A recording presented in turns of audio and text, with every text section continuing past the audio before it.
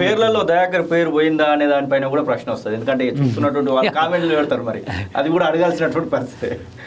ఉండే అవకాశం కూడా ఉంటుంది ఉంటే కూడా మంచిదే.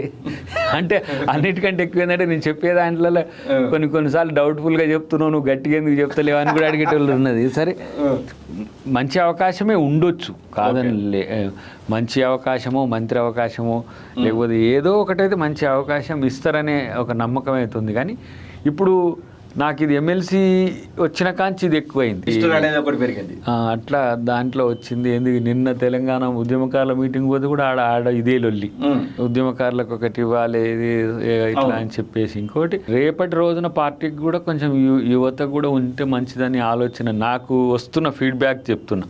ఓకే, మనం కోరుకోవడం అతి ఆశ కాదు, కానీ రేపు పార్టీ భవిష్యత్తు కోసం పోరాడే కొంతమంది కమిటెడ్ లీడర్స్ కూడా అవకాశం ఉండాలి. అడగడం అనేది తప్పు కాదు, కానీ ఆ మేరకు సీరియస్ ఎఫర్ట్స్ కూడా పార్టీ కొరకు పెట్టాల్సిన దమ్ము ఉండాలి. ఆ దమ్ము ఉన్నదనుకుంటే దయాకర్కి ఇవ్వడం పెద్ద సమస్య కూడా కాదు పార్టీ, ఎందుకంటే చాలా డేరింగ్ స్టెప్స్ ఉంటాయి. తర్వాత ఇంకోటి ఏంటంటే తెలంగాణలో కాంగ్రెస్ పార్టీ ఇంకో టెన్యూర్ అనేది కాదు, భవిష్యత్ నాయకత్వం కూడా కొంత యంగ్స్టర్స్కి ఇస్తారనే ఆలోచన ఉంది. చూడాలి. ఇక అడగాలంటే మొన్ననే ఎమ్మెల్సీ తీసుకున్నావు కదా, మళ్ళీ అప్పుడే మంత్రి అంటారా, ఇట్లా కూడా ఉంటుంది. అంటే ఇక్కడ మీరు చెప్తున్నటువంటి మాటల బట్టి అయితే అది ఖచ్చితంగా అర్థమైపోతా ఉంటుంది. మీన్స్ ఏంటంటే అతి ఆశగా కనిపించదు కూడా. తర్వాత ఇప్పుడు నేను ఎమ్మెల్సీనే ఎంత కష్టపడినాక వచ్చింది, ఎన్ని ఏళ్ళ తర్వాత వచ్చిందని అందరు అంటున్నారు, ఇదొక జోష్ ఉన్నది.